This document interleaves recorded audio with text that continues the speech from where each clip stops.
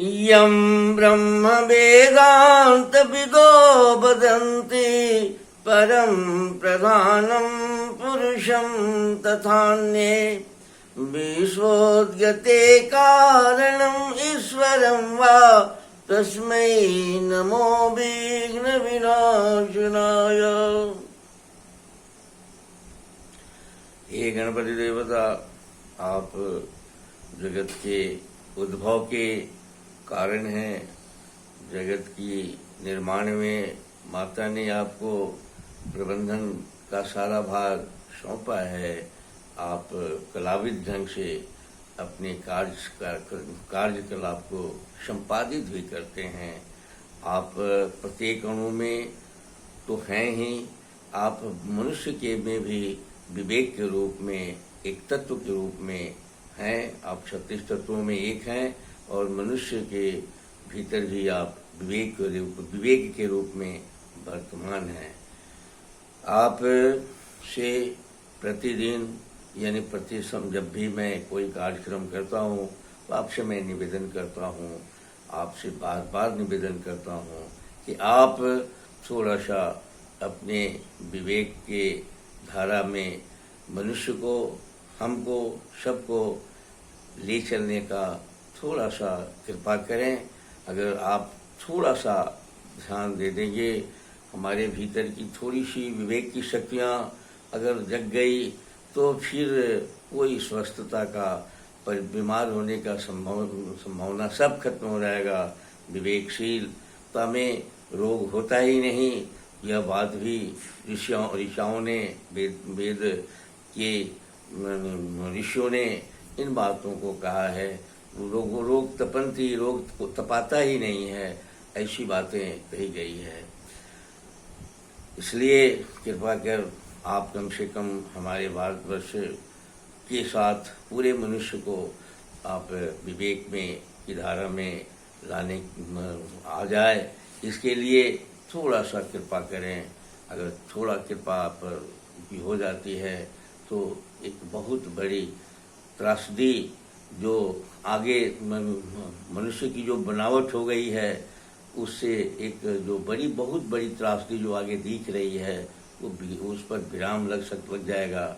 और आप फिर से मनुष्य अपने प्राचीन ज्ञान विज्ञान को अगर बहुत ध्यान नहीं भी देता है तो नवीन ज्ञान विज्ञान में ही अपने विवेक से इसको भी प्राचीन ज्ञान विज्ञान के व्यवस्था के अंतर्गत ला सकता है, इसमें कहीं संदेह नहीं।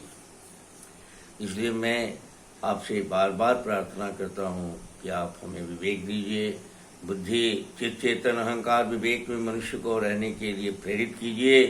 सेवा, त्याग, प्रेम, करुणा, स्वतंत्रता, निर्भयता के आधार पर जो हमारी समाज रचना हुई है, मनुष्य ने जो संकल्प किया था अब जंगली जीवन से सभ्य होने के लिए, उस कमिटमेंट को, उस वादा को मनुष्य भूल गया है। उस वादा को पुनः याद करने के लिए कोई उपाय करिए, उसी वादा पर ये चले, जिससे कि आज के समय में ये इसका मन और तन दोनों ही प्रकृति के अनुकूल रहे और यह स्वस्थ रहे। आज ये विश्व के पत्र पत्रिकाओं के द्वारा मालूम होता है कि 100 में 98 आदमी बीमार हो गए हैं। और एक छोटी सी बात है कि निर्भयता हमारे भीतर है, लेकिन भय का साम्राज्य हो गया है। संवेदना मुझे जन्मजात मिली है, प्रत्येक आदमी को मिली है, यहाँ तक ले कि प्रत्येक जीव को मिली है, लेकिन संवेदना का लोप होते चला जा रहा है। समझबूझ मनमौजी हो गई है और ये भी हमको जन्मजात आप देते हैं, जन्मजात हमारे भीतर आती है। वाणी में शुचिता समाप्त हो गई है। हम झूठ और सच का भी कहीं कोई लाइन नहीं रह गया है, कोई बाइफर्केशन नहीं रह गया है, कोई बीच का दीवार नहीं रह गया है। आज झूठ ही सच है, सच का तो कोई आधार ही नहीं है। ऐसी स्थिति में मैं पुनः बार बार आपसे प्रार्थना करता हूँ, हे गणपति देवता, कि आप मंगल करें आप जगत को कल्याण के लिए थोड़ा सा अपना कृपा करें। मैं श्याम बिहारी तिवारी वेद और आयुर्वेद का उपासक हूँ। वेद के निर्देश को आप तक पहुँचाने के लिए, आयुर्वेद के संदेश को आप तक पहुँचाने के लिए मेरे भीतर इच्छाएँ उठती रहती है। उसी को बताने के लिए, आपको बताने के लिए मैं इस कार्यक्रम का आपके सामने प्रस्तुत करता हूँ। आप थोड़ा सा, आपसे भी मेरा निवेदन है कि इसमें जो मैं बताता हूँ गलती सही अगर होता है तो उसको माफ़ करते चलेंगे, लेकिन इसका भाव पकड़ेंगे। भाव यही है कि आप अपने स्वस्थ रहने के लिए अपने भीतर से एक वेग बनाइए, स्वस्थ रहने की एक क्रांतिकारी सोच बनाइए, और समाज रचना में जो परेशानियां हो रही है उसके प्रति थोड़ा सावधान होइए। मेरा मुख्य उद्देश्य लगभग यही है कि आप सोचें। जैसे ही आप सोचेंगे तो आपके भीतर ब्रह्मांड भरा हुआ है, आप स्वयं, आपके भीतर से प्रेरणा उठने लगेगी, स्वस्थता का एक नई धारा शुरू हो जाएगा, ये सारी व्यवस्था खत्म हो जाएगी। ये आपने जो मनुष्य ने जो जहर खाने की संस्कृति कायम कर ली है, इस संस्कृति पर भी थोड़ा विराम लगने की संभावना बन जाएगी जब आप सब जग जाएंगे कि जहर से मुक्त होके भोजन करना चाहिए, तो आसानी से वह काम हो जाएगा।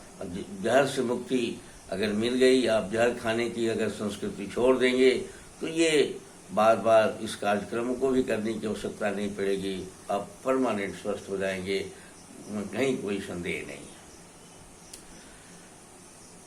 इस कार्यक्रम की कड़ी में स्वस्थता के संदर्भ में दोष गुण पर हम लोग बात कर लिए हैं। अब हमको क्या क्या करना है, रोग न हो या कि जिस रोग से बचने के लिए हमें क्या करना है, इसी पर हम लोग अभी विचार कर रहे हैं। आज का श्रमशीलता, जो मैंने कहा कि श्रमशीलता में स्वस्थता छिपी हुई रहती है, श्रमशीलता में लापरवाही अगर होती है तभी तन का में बीमारियां होती है, क्योंकि मन का असर शरीर पर पड़ता है। लेकिन जो लोग श्रमशील होते हैं वो बीमार नहीं पड़ते, इसलिए कि श्रमशील को फुर्सत कहाँ कि उसको अपने मन के अनुकूल मनमौजी होके चलें। इसलिए मैंने पीछे बताया कि आप व्यायाम करें, एक्सरसाइज करें, आप कुछ शारीरिक श्रम करें, जिससे कि स्वस्थता बनी रहे। आपके शरीर के साल में जो बनावट है वो श्रमहीनता का नहीं बल्कि श्रमशील होने रहने का बनावट है। आप क्रियाशील रहेंगे तो आपके सारे जो तत्व हैं, जो आपके बनाने वाले तत्व हैं, प्रतिक्षण आप परिवर्तित हो रहे हैं, उस परिवर्तन में कोई बाधा नहीं उत्पन्न होगी। क्योंकि विज्ञान के अनुसार हम लोग प्रतिक्षण 30 और 70 के अनुपात में, जिन लोगों का उम्र 49 वर्ष 50 वर्ष के पहले है, वो 30 और 70 के अनुपात में प्रतिक्षण बदल रहे हैं। 70% कोशिकाएं जन्म लेती है और 30% कोशिकाएं हमारी मर जाती है, लेकिन हमको पता नहीं चलता कि कैसे हो रहा है। इतना अद्भुत इसका विज्ञान है, बहुत ही रहस्यमय इसका कार्यक्रम है। आज मैं आपसे बताना चाहता हूँ कि योगासन भी एक इस मुद्दे पर स्वस्थ रहने के लिए एक बहुत बड़ा मुद्दा है, ये बहुत बड़ा उपाय है स्वस्थ रहने का। योगासन पर बहुत बड़ा कार्य अभी देश में हो भी रहा है। बहुत टीवी पर योगासन, रामदेव जी का योगासन, सारे क्षेत्र में सब जगह योगासन लोग कर रहे हैं, लेकिन योगासन आयुर्वेद की नज़र में योगासन जो है वह नहीं हो रहा है। योगासन से भी बहुत सारे फायदे नहीं मिल रहे हैं, क्योंकि योगासन का कुछ लाभ लेने के तरीके हैं। जैसे कि योगासन में आहार विहार का भी बहुत विचार किया जाता है। जो मांसाहारी होते हैं, तेल मैदा ज़्यादा खाते हैं, उन लोगों को योगासन लाभ नहीं पहुंचाता है, बल्कि उन्हें हानि ही पहुंचाती है।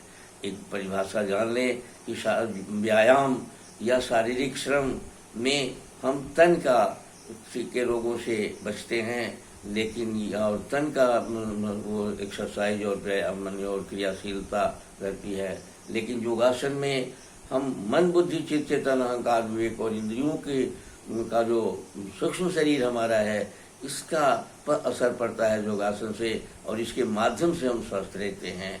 हमारी इंद्रियां, हमारे इंडोक्राइन ग्रंथियां योगासन से मजबूत बनती है।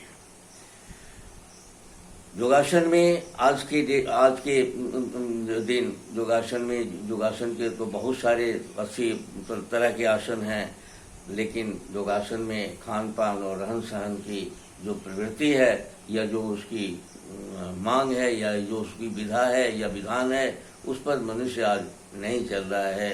भरपेट मांस खाता है, तब तमोगुणी आहार लेता है, तेल का भरपूर सेवन करता है और उसके बाद भी योगासन करता है, उसका योगासन बहुत लाभदायी नहीं हो सकता, जबकि हानिकर होता है, क्योंकि ये मर्म और 80 लाख नाड़ियाँ और चेतन शरीर का जो पर प्रभाव डालती है योगासन, और कुंडलियों को जागृत करती है योगासन, और योगासन की से हम बहुत बड़े बड़े लाभ ले सकते हैं, इसमें कहीं संदेह नहीं है। इस तरह से योगासन पर आहार विहार का बहुत बड़ा महत्व है। स्नान का योगासन के पर करने के आधा घंटा पहले हमको कुछ खाना नहीं है, 1 घंटा तक पहले अगर कुछ नहीं खाएं, भूखे पेट योगासन करें तो सबसे बढ़िया है, लेकिन योगासन के बाद आधा घंटा तक हमको पानी नहीं पीना चाहिए, खाना नहीं चाहिए, किसी तरह से कुछ नहीं करना चाहिए, बाकी क्रियाशीलता में कहीं कोई अंतर नहीं है। तो इस तरह से योगासन से भी हम स्वस्थ रह सकते हैं। अगली कड़ी में मैं योगासन का और के साथ साथ मन का जो योगासन के साथ संबंध है उस पर भी मैं बात करूंगा। इन्हीं बातों के साथ आज का ये कार्यक्रम आपको समर्पित करता हूं। धन्यवाद।